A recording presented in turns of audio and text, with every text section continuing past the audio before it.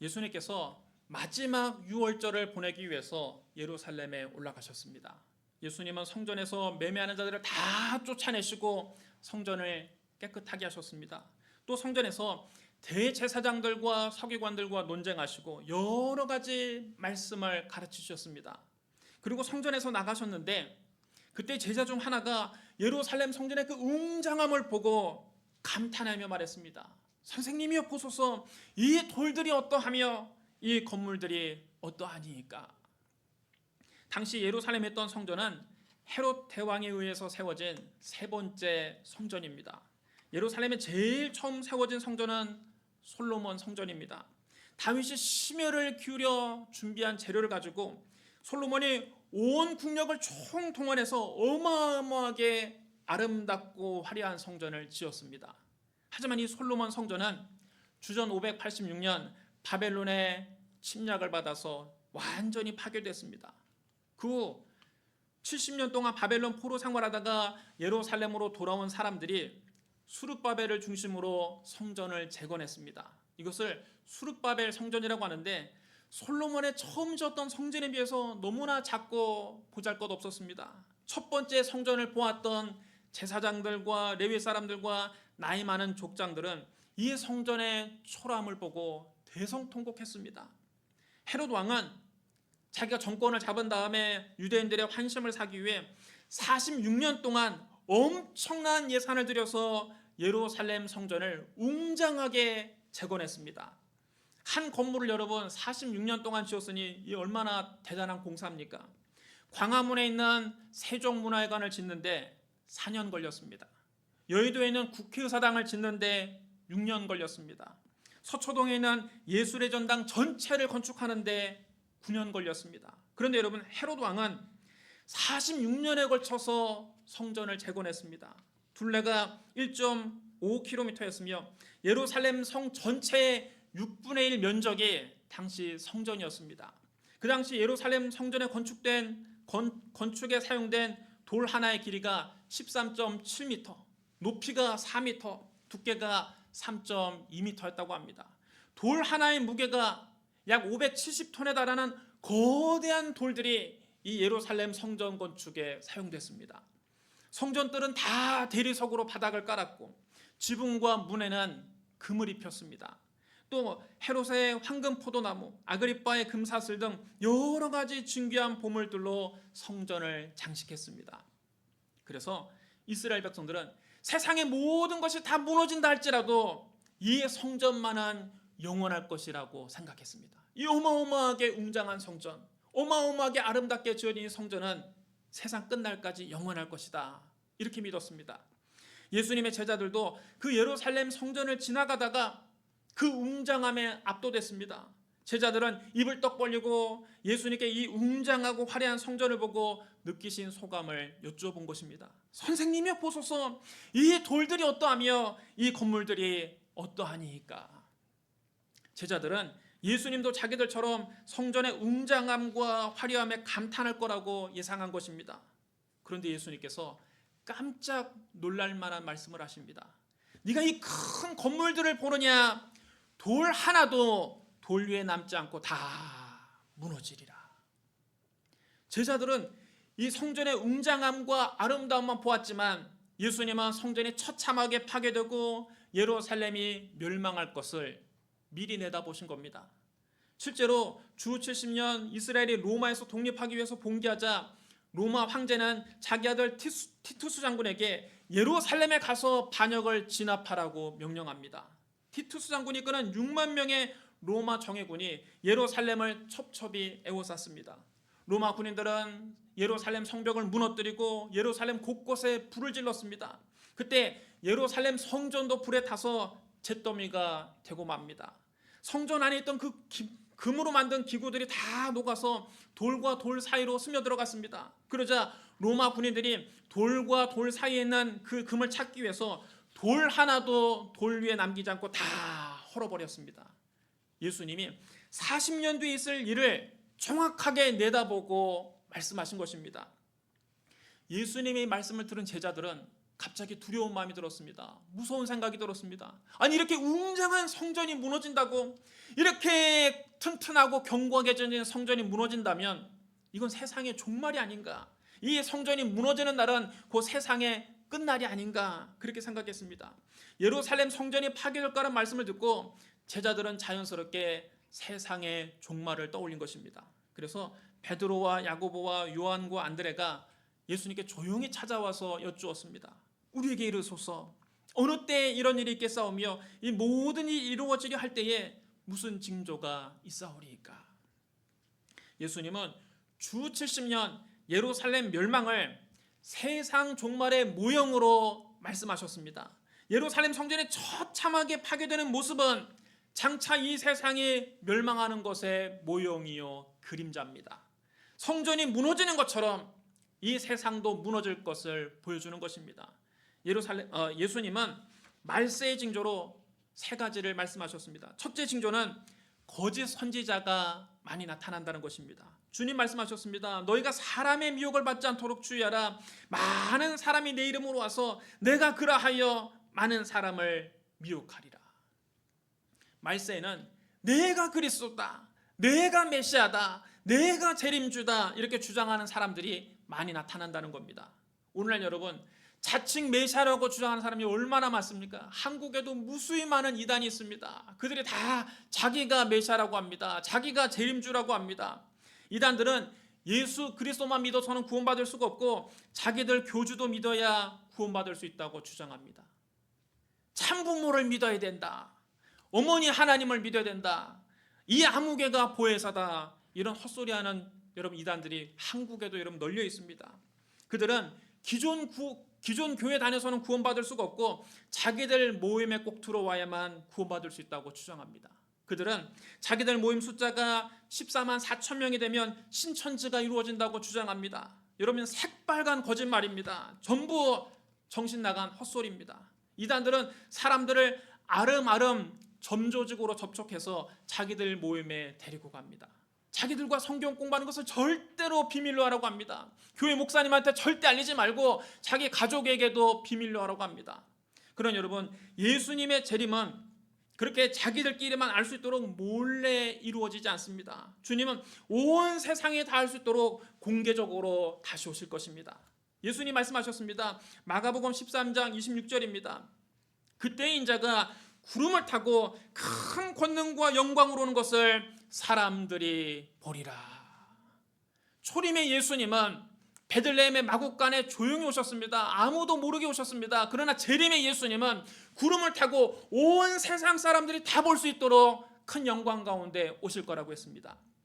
여러분 지금 스스로 참부모다, 어머니 하나님이다, 자기가 보혜사다 이렇게 주장하는 사람 중에 하늘에서 구름을 타고 내려온 사람이 있습니까? 없습니까?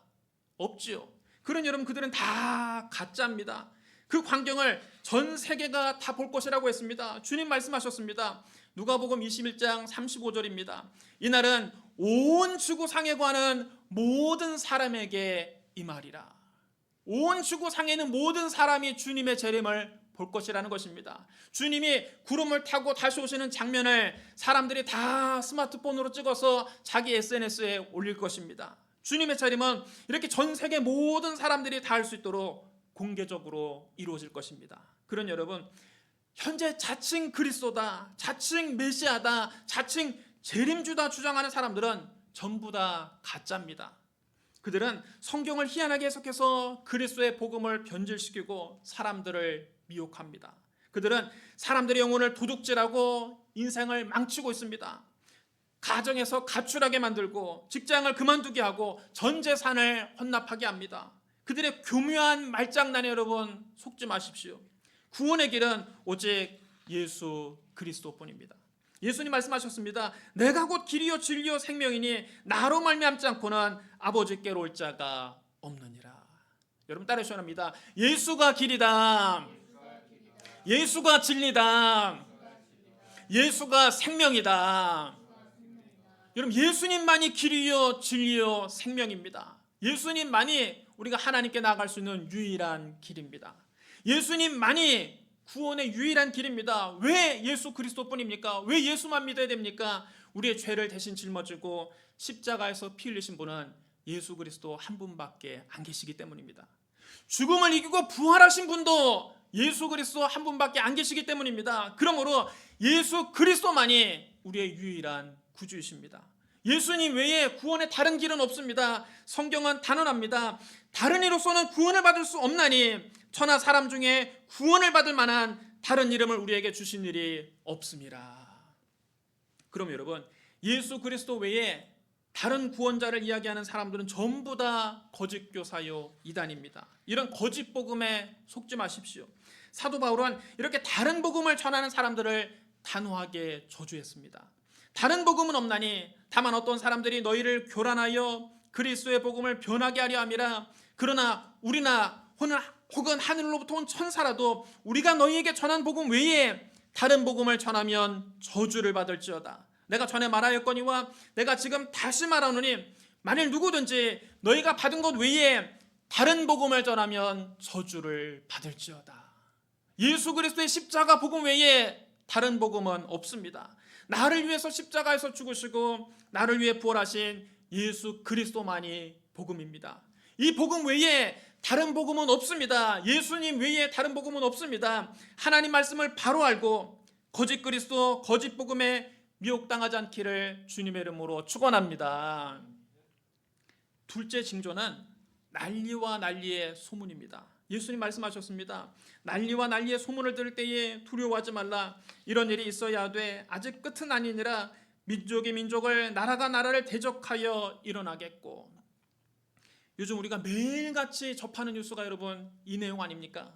지금처럼 전쟁과 난리의 소문을 빨리 듣는 시대는 없었습니다.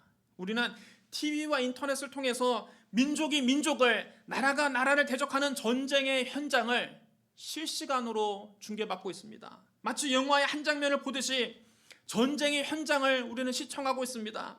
20세기 이후 전 세계에서 전쟁의 소문은 끊이지 않고 있습니다. 1, 2차 세계대전이 일어났고 이어서 6.25 한국전쟁과 월남전이 차례로 일어났습니다. 그 후에 걸프전, 아프간 전쟁, 이라크 전쟁, 시리아 내전 등 전쟁의 소문이 계속됐습니다. 최근에는 러시아가 우크라이나를 침공해서 전쟁이 벌어졌습니다.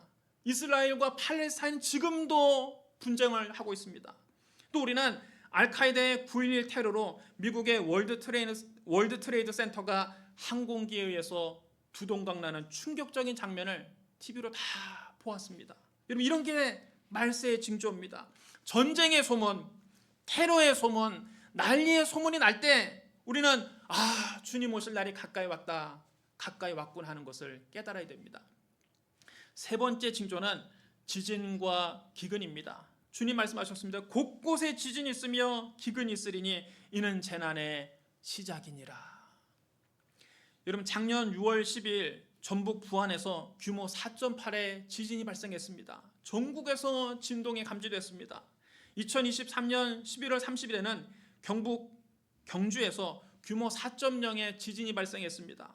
경주는 2016년 9월 10일에도 규모 5.8의 지진이 있었습니다. 2017년에는 포항에서 규모 5.4의 지진이 일어났습니다. 여러분, 이제는 우리나라도 지진으로부터 안전지대가 아니라는 것을 전 국민이 알고 있습니다. 어디서든지 지진이 일어날 수 있는 상황입니다. 지진은 천재지변으로 인류 역사 가운데 계속되어 왔습니다. 그러나 최근 그 빈도와 강도는 과거 어느 때와 비교되지 않을 만큼 증가일로에 있습니다. 2004년 12월 26일 인도네시아 아체 지역에서 지진 해일이 발생해서 약 30만 명이 하룻밤 사이에 희생됐습니다. 여러분, 이 쓰나미 사건을 다 기억하실 것입니다. 이 쓰나미 때문에 사람뿐만 아니라 인도양 일대 수중 생태계가 파괴됐습니다. 전문가들은 물고기가 서식하는 산호초가 완전히 파괴돼서 예전의 모습을 되찾으려면 수백 년이 걸릴 거라고 했습니다. 쓰나미가 휩쓸고 간 지역은 아직까지도 복구가 안 되고 있습니다. 2005년 인도와 국경 지역인 파키스탄 카슈미르 대지진으로 사망자가 5만여 명, 부상자가 7만여 명에 이르렀습니다. 2008년 5월 10일 중국 스촨성에서 일어난 대진으로 6만 8천여 명이 사망하고 1만 7천 명이 무너진 건물 밑에 매몰돼 실종됐습니다. 주택 500만 채가 붕괴됐고 3,300개의 학교가 파손됐습니다. 직접적인 피해를 입은 이재민만 1,000만 명에 달한다고 합니다. 한반도 면적의 3분의 1에 맞먹는 지역이 지진으로 처참하게 파괴됐습니다. 2010년 1월 12일에는 중남미 IT에서 진도 7.0의 강진이 발생했습니다. 대통령궁도 무너져 내리고 성안 건물이 하나도 없이 다 무너졌습니다. 사망자가 20만 명에 이르러서 묘지가 부족했을 지경이라고 합니다. 2011년 3월 10일에는 일본 북동부 인근 해저에서 규모 9.0의 대지진이 발생했습니다. 여러분, 이 후쿠시마 대지진 여러분 다 기억하시죠? 지진과 함께 거대한 쓰나미가 해안가를 덮쳐서 2만 4천여 명의 사람들이 사망 실종되고 일본 동북부 해안 도시들이 다 물에 잠기는 상상을 초월하는 피해를 입었습니다. 2015년 4월 25일에는 규모 7.8의 강진이 네팔을 강타했습니다. 3주도 되지 않아서 규모 7.3의 2차 대진이 일어났습니다. 두 차례의 지진으로 9천여 명이 목숨을 잃었을 뿐만 아니라 사망, 부상, 가옥 붕괴 등 피해를 본 인구가 800만 명에 달합니다. 2023년 2월 6일 튀르키예 남동부에 규모 7.8의 대지진이 일어나서 약 6만 명이 사망하고 2,300만 명의 이재민이 생겼습니다. 바로 올해 3월 28일에도 미얀마에서 규모 8.2의 대지진이 발생했습니다. 이는 원자폭탄 300개에 맞먹는 위력이라고 합니다. 진원의 깊이가 10km밖에 되지 않아서 피해가 너무 컸습니다. 이 지진으로 미얀마 전역은 물론이거니와 1000km 떨어진 태국 방콕에서도 건물이 붕괴되는 등 이 동남아시아에 큰 피해를 입혔습니다. 여러분, 이처럼 최근에는 지진이 갈수록 빈번해지고 강도는 점점 커지고 있습니다. 기근의 문제도 심각합니다. 우리나라 이제는 너무 잘 살아서 기근의 문제는 걱정하지 않습니다. 우리는 너무 잘 먹어서 지금은 비만이나 당뇨를 걱정할 지경입니다.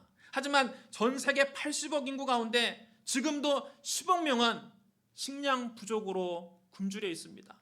매년 300만 명의 어린이가 영양실조로 죽습니다. 아프리카와 북한 등 지구촌 곳곳에서 1초에 5명의 어린이들이 굶어서 죽고 있습니다. 여러분, 사랑하는 성도 여러분, 주님이 언제 다시 오실지 그날과 그때는 우리가 정확히 알 수 없습니다. 주님이 그날과 그때는 우리에게 가르쳐 주지 않으셨습니다. 하지만 말세의 징조는 주님이 우리에게 가르쳐 주셨습니다. 2000년 전에 주님이 하신 이 말씀이 바로 오늘날 신문을 읽는 것 같습니다. 뉴스를 보는 것 같습니다. 우리는 현재 지구촌에서 벌어지는 일들을 보면서 그날과 그때가 심히 가까이 와 있음을 알 수 있습니다. 그러나 종말이 가까이 왔다고 해서 두려워하지 마십시오. 주님은 우리에게 두려움을 주기 위해서 무서워하라고 말세의 징조를 가르쳐 주신 것이 아닙니다. 오늘 본문에서도 주님 말씀하셨습니다. 난리와 난리의 소문을 들을 때에 두려워하지 말라. 여러분, 따라하시기 바랍니다. 난리와 난리의 소문을 들을 때에 두려워하지 말라.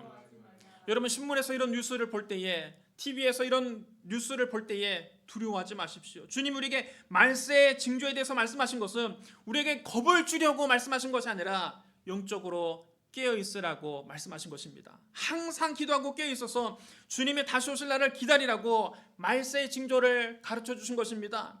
주님의 재림은 안 믿는 사람들에게는 멸망의 날입니다. 그런 우리 믿는 사람들에게는 그날이 구원이 완성되는 날입니다. 여러분, 우리가 왜 예수 믿습니까? 장차 저 영원한 천국에서 주님과 함께 영원히 살기 위해서 믿는 것 아닙니까?